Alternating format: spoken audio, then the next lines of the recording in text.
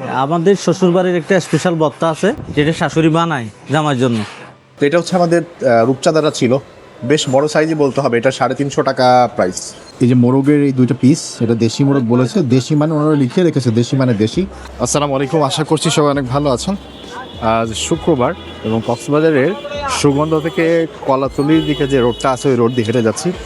আমার কাছে মনে হচ্ছে আমি খুবই ঢাকার কোনো ব্যস্ত সড়ক দিয়ে হেঁটে যাচ্ছি যেখানে হাঁটার জায়গা পর্যন্ত নাই। যাই হোক, কক্সবাজারের বর্তমান অবস্থা শুক্র শনিবারে আসলে এরকমই থাকে।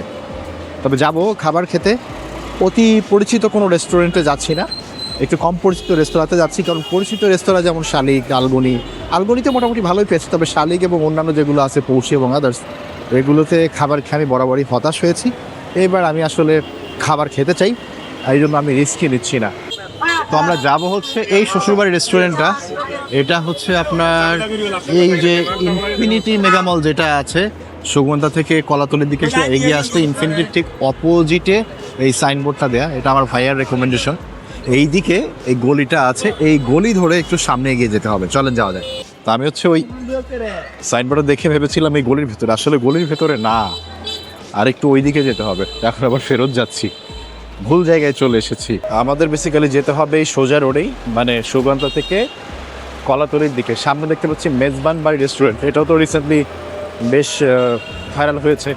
আমাদের অনেক ইউটিউবার ফেসবুকে যারা খাবার নিয়ে ভিডিও বানান অনেকে এসছেন। এই যে সামনে সেটা, আই থিঙ্ক এটা পার হয়ে যেতে হবে। হ্যাঁ, এটা পার হয়ে সামনে, হ্যাঁ এটা হচ্ছে মেজবান বাড়ি। এইটা পার হয়ে আমরা যাব ওই যে সামনে শ্বশুর বাড়ি লেখা যেটা, সেটা এই যে আমার হাতের বাম পাশে শ্বশুর বাড়ি রেস্টুরেন্ট। এই যে ভেতরের দিকে ঢুকতে হবে এইখানে। আচ্ছা, ওনারা এটাকে রেস্টুরেন্ট বলে না, ওনারা এটাকে শ্বশুর বাড়ি হিসেবেই একদম নাম দিয়ে দিয়েছে। এখন বাজে অলমোস্ট 6টা, তাও তো ভালো ভিড়। এইটাই খালি হলো, আমরা এদিকে বসতে পারি। ভাই আমরা 4 জন আছি, এদিকে বসবো।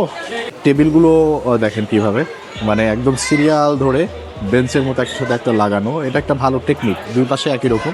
টেকনিকটা হচ্ছে যে এখানে আপনার একই সাথে অনেকগুলো লোক পাশাপাশি বসায় দিবে। অনেক সময় হয় যে 2 জন বসে যায়, 3 জন বসে যায়, তবে এটা কাস্টমারের জন্য একটু অস্বস্তিকর হতে পারে। ওনাদের বেশি মানুষ বসানোর দিক থেকে এবং ওনাদের ব্যবসায়িক দিক থেকে কিন্তু এটা বেশ ভালো। আমরা যেখানে বসেছি এখানে একসাথে 3টা টেবিল লাগানো এবং 3 টেবিলে 12 জন লোক একসাথে বসতে পারবে। তো ওনারা বেসিক্যালি অনেক বড় ফ্যামিলি যারা আসে এদের জন্য এই অ্যারেঞ্জমেন্ট এইভাবে সাজিয়েছেন। 1-2 জন আসলে তখন এত বড় টেবিলে বসতে একটু খারাপ লাগে। আমরা 4 জন এসেছি, আমরা এক সাইডে বসেছি, চাইলে আমাদের পাশে আরও লোক বসতে পারবে। ঠিকানা কক্সবাজার কলাতলি, আপনারা বলবেন কলাতলি ডলফিন মোড়, সি প্লেসের অপোজিট। স্পেশালি আমাদের রূপচাঁদা, কুড়াল, সামুদ্রিক লাক্কা, গরুর কালো বোনা, হাঁসের মাংস, বিফ খিচুড়ি, চিকেন খিচুড়ি, চিকেন বিরিয়ানি, এরপরে বাজি ভর্তার আইটেমে অনেক 100 আইটেমের ভর্তা থাকে। এমন মনে করেন টুরিস্ট থেকে একটা বিভিন্ন মহল এটি চক্রান্ত করে টাকাগুলো হাতিয়ে নেয় আর কি। বিভিন্ন জায়গার মধ্যে আপনার প্রাইসের দ্বিগুণ টাকা নিয়ে নেয়, আবার বিভিন্ন জায়গায় স্বাভাবিক রেটে বিক্রি করে। যেহেতু আমরা স্বাভাবিক আপনার লোকাল রেটে বিক্রি করি, কোনো টুরিস্টের কোনো বিল নিই না। ধরতে গেলে এটা মানুষের উপর একটা জুলুম। আপনার থেকে টাকা নেবে, আপনার পেটটা যদি খারাপ হয়ে যায়, আপনার সময়টা নষ্ট, টাকাও নষ্ট, পেটও নষ্ট। আমাদের শ্বশুরবাড়ির একটা স্পেশাল ভর্তা আছে, দেশ সাজনাহত ভর্তা, এটা আমাদের মালিকের পক্ষ থেকে, যেটা শাশুড়ি বানায় জামার জন্য। জামাই কখন আসবে শাশুড়ি ভর্তা বানায় রাখছে।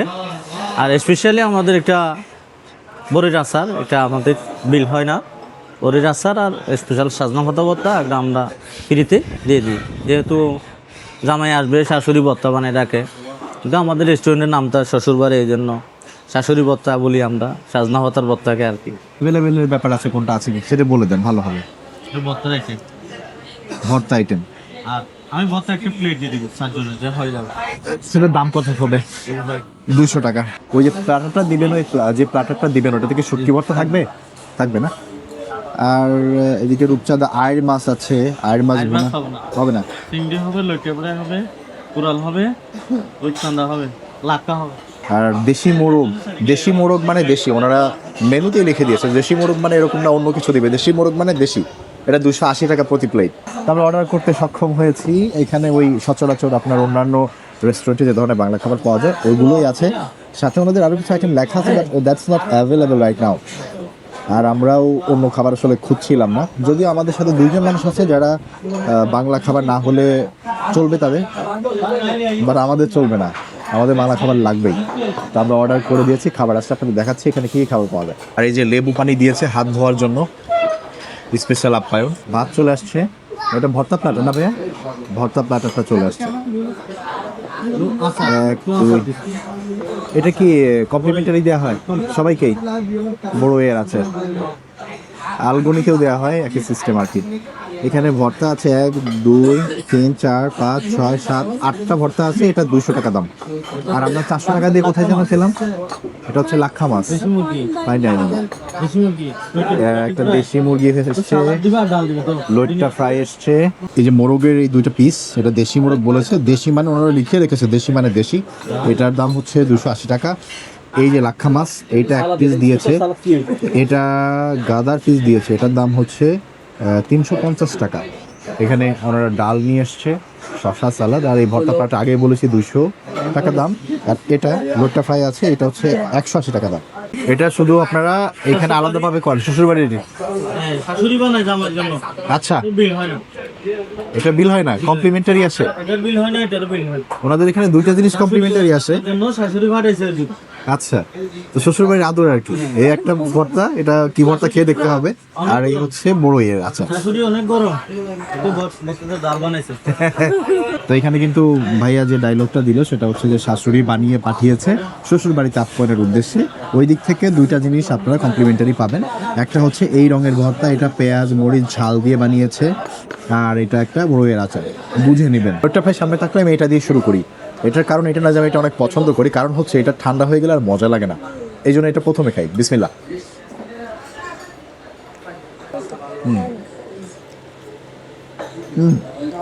এটার কোটিংটা খুব হালকা, কিন্তু খেতে ভালো। আমি আসলে এই গাদার মাছটা চেঞ্জ করে এই পেটির মাছটা নিয়েছি, কারণ আমার তেল তেলে পেটি খেতে ভালো লাগে, সেটা যে কোনো মাছেরই হোক। তো এটা লাক্ষা মাছ পেটি। আসলে ভর্তা যেহেতু আছে, একটু ভর্তা থেকে নেওয়া উচিত, একটু একটু করে নিই। এইটা কি ভর্তা জানি না, একটু নিয়ে রাখি। এটা একটা শাক দেখতে পাচ্ছি, একটু শাক নেই, একটু শাক নিয়ে নিলাম। এখানে আছে এটা সম্ভবত টমেটো চাট, অল্প অল্প করে নেই সব, অনেক কিছু তো। এখানে করলা দিয়ে ভাজি আছে, একটু নিলাম।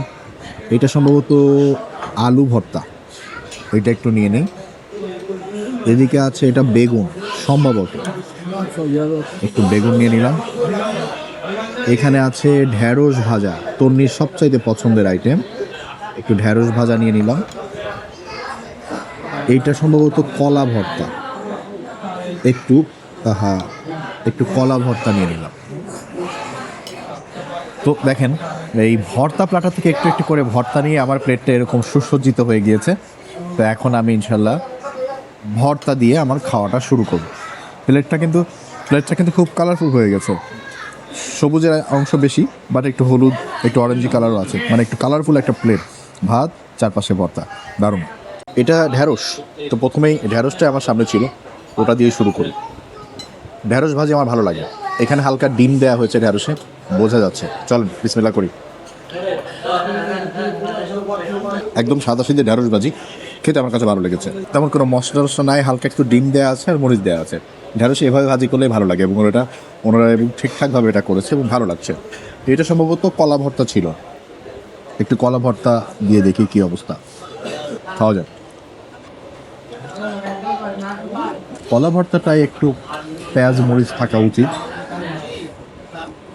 একটু হালকা সরিষার তেল দিলে খেতে আরও ভালো লাগতো। কলা ভর্তায় একদম মনে হচ্ছে লবণ, জাস্ট লবণ দিয়ে কলা সেদ্ধটা মাখানো হচ্ছে, অন্য কোনো কিছু ফ্লেভারের ভেতর থেকে আসতেছে না। একটু কিছু দিলে এটা ভালো লাগতো। এটা বেগুন ছিল সম্ভবত, বেগুনের ভেতরে দেখি ডিম মনে হচ্ছে। হ্যাঁ, এই যে বেগুনের ভেতরে ওনারা ডিম দিয়েছে বেগুন ভর্তার ভেতরে। চলো একটু বেগুন ভর্তা খাওয়া যায়। বেগুন ভর্তায় ডিম দেওয়া আছে, কিন্তু এই সেম কাহিনী, কলা ভর্তাতে যেমন পেঁয়াজ মরিচের কোনো কিছু পাইনি, বেগুনেও পাইনি। তো একদম যে খেতে বাজে তা না, তবে একটা ব্লান্ট স্বাদ, মানে আপনি ওই বেগুনের স্বাদটাই আপনার মুখে লাগবে। আমরা যেরকম অভ্যস্ত একটু বেগুনের সাথে পেঁয়াজ মরিচ একটু হালকা ঝাঁঝালো সরিষার তেল দিয়ে খাওয়া, ওই রকম নাই। চলেন আলু ভর্তাটা খাওয়া যায়। আলু ভর্তায় ও সেম কেস, ওনারা আসলে ভর্তাতে তেমন কোনো কিছু মিক্স করেনি, অথবা আমি যেখান থেকে পেয়েছি সেখানে ওই মিক্সচারটা আসেনি। খারাপ লাগছে না একদমই, ডিম টিম দেওয়া আছে ওই হিসাবে ঠিক আছে। তবে আমার পার্সোনাল পছন্দ হচ্ছে একটু সরিষার তেলের ঘ্রাণ আসবে, একটু কাঁচা পেঁয়াজ থাকবে, ওইগুলো মিসিং। এটা এখন মাখিয়ে নিলাম আমাদের করলা ভাজি। এটা ছোটোবেলায় আমি একদমই খেতাম না, আমার কাছে মনে হতো করলা এত তিতা একটা জিনিস, এটা খাওয়ার কী আছে, যে জিনিস খেতে মজা লাগে না সেটা কেন খাবো। কিন্তু এই তিতা যে মজা লাগতে পারে, আমার বাবা যে খেত খুব পছন্দ করতাম, বুঝতাম না এ এটা কীভাবে খায়, এত পছন্দ কেন। এখন বুঝি, এখন আমারও মজা লাগে। খাওয়া যাক।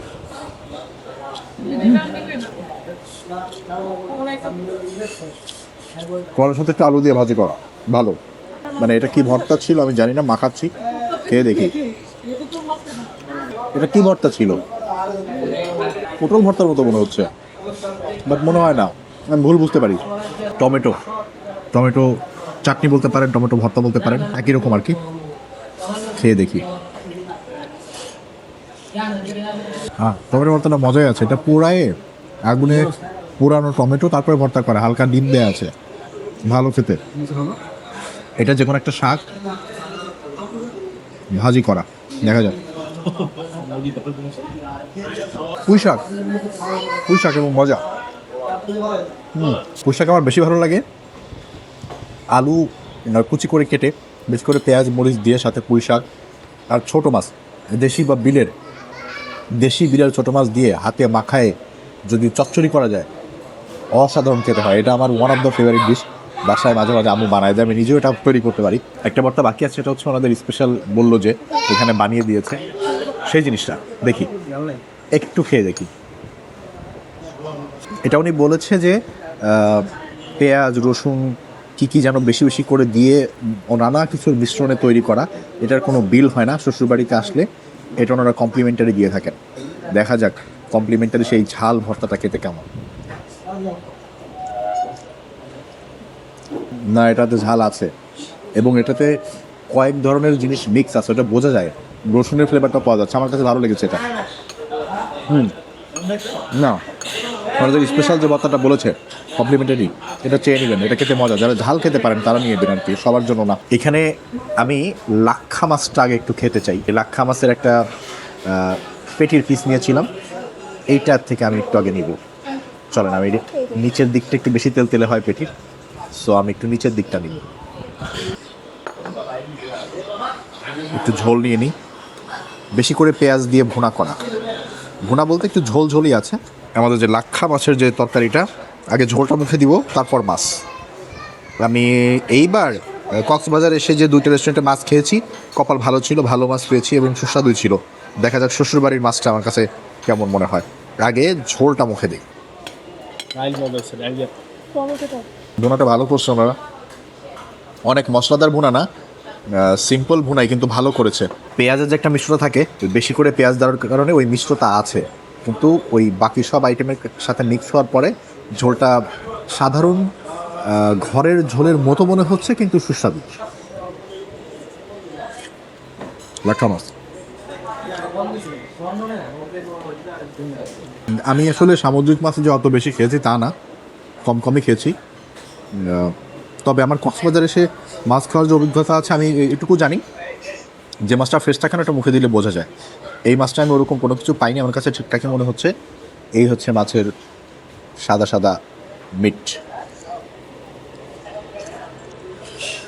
তবে স্বাদটা না আমার কাছে লাক্ষা মাছের, কোরাল মাছটা আমি খেয়েছি, কোরালের কাছাকাছি মনে হচ্ছে, ওরকম একটা স্বাদ, ডিফারেন্ট না। লাক্ষা আমার এটাকে খাওয়া হয়নি, তবে স্বাদটা আমি মানে আমার খাওয়ার মাছের মধ্যে থেকে মানে কোরাল মাছের সাথেই মিল পাচ্ছি। আর আমি যে ভেবেছিলাম তেল তেলে অংশ পাবো, যেহেতু পেটির পিস নিয়েছি, আসলে এটা তেল তেলে নাই, বেশ মিটি এবং শুকনা মিট, তবে খেতে অনেকটা কোরালের কাছাকাছি স্বাদ। এই যে দেখেন, পেটির পিস হলেও এখানে তেল নেই, পুরোটুকুই এরকম মিট ছিল। এই যে, তো এটা হচ্ছে আমাদের রূপচাঁদাটা ছিল, বেশ বড় সাইজই বলতে হবে। এটা 350 টাকা প্রাইস। মাঝখান থেকে ওনারা কেটে দিয়েছে, মানে 2 পিস হয়েছে, আমরা ভাগ করে খাচ্ছি, বেশ ভালোই, সাইজটা খারাপ না। রূপচাঁদার 2 পিসের এই যে এই পিসটা আমার আর তন্নির, এই জন্য আমি হাত দিয়ে নিয়ে নিলাম। নিয়ে আমরা দুজন ভেঙে নিব। আমাকে একটু ঝোল তুলে দাও না, হালকা অল্প করে। এটা বাস বাস বাস বাস।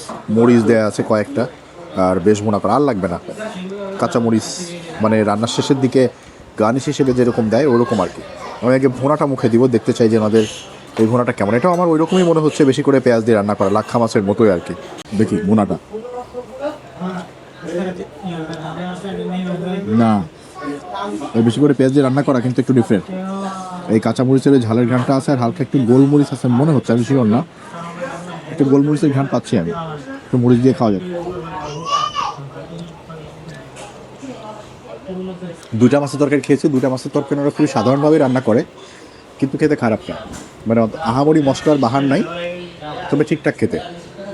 এবার দেখি আমাদের রূপচাঁদা মাছ। রূপচাঁদা মাছ কক্সবাজারে আমার খাওয়ার অভিজ্ঞতা খুবই খারাপ, যতবার খেয়েছি খারাপই পেয়েছি, তবে এইটা মনে হচ্ছে আজ ভালোই পাবো। দেখা যাক, সাদা সাদা অংশ খাওয়া যাক।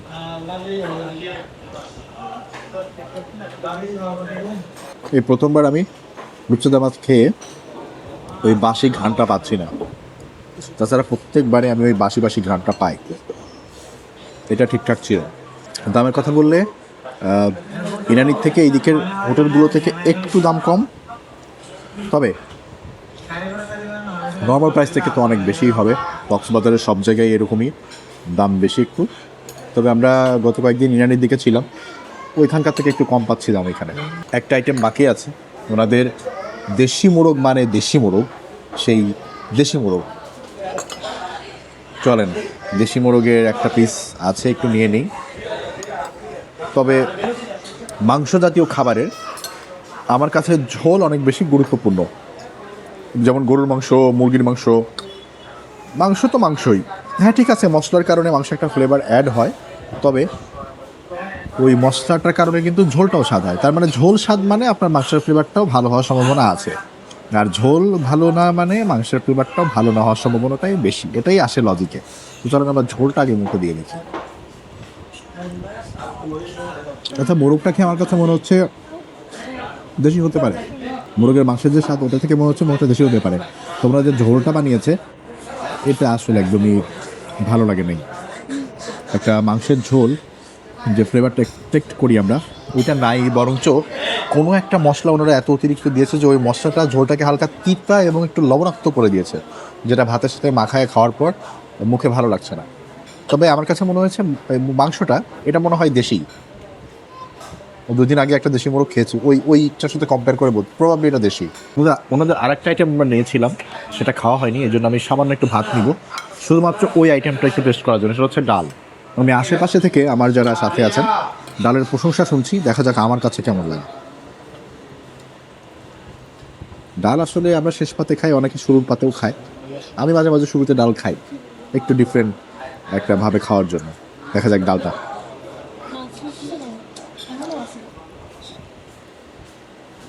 ডালটা ঠিকঠাক। আমি এখানে দেখলাম একটা জিনিস, ওনাদের বেশিরভাগ আইটেমই রান্নাটা এমন আপনি খেয়ে অনেক অভিভূত হয়ে যাবেন, অনেক টেস্টি এরকম মনে হবে না। আবার আপনি খেয়ে যে একদম অখাদ্য, খেতেই পাচ্ছি না, ভালো লাগছে না, এটাও বলতে পারবেন না। মনে হয় একটা সেফ জোনে আছে।